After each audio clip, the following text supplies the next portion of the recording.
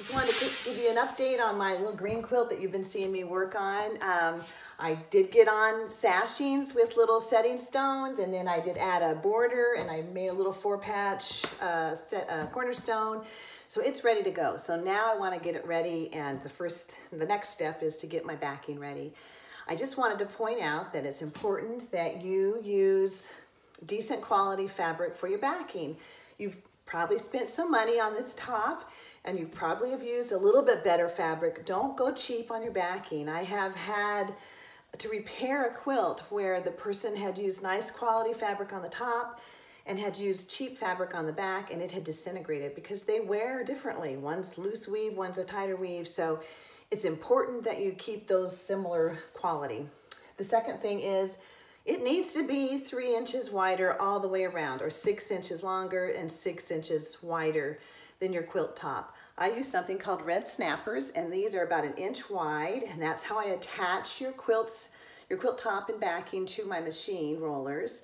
And I have to have 3 inches in order to clamp this on, and everyone does. All quilters have to have that. So it needs to be a good solid 3 to 4 inches wider and longer. So if it's a 50-inch quilt, the square, it needs to be a 56 by 56 quilt back.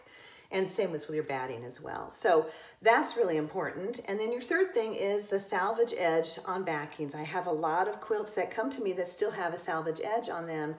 When you piece fabric for your backing, you're probably going to encounter that salvage edge, and you don't think you need to remove it. But what happens when I roll it on my machine, I'll see this nice heavy fabric that's your salvage because it's really tight and meant to reinforce the edges of your fabric.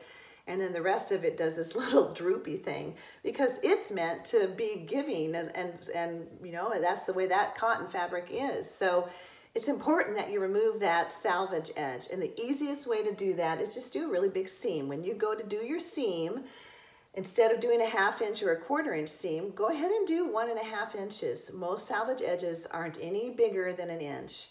So if you do a 1.5 inch seam and then use your rotary cutter and trim it down to trim off 1 inch, you're left with a 1/2 inch, and the salvage has now been cut off. And I prefer to have backings pressed open as opposed to pressed to one side, just because it creates less bulk.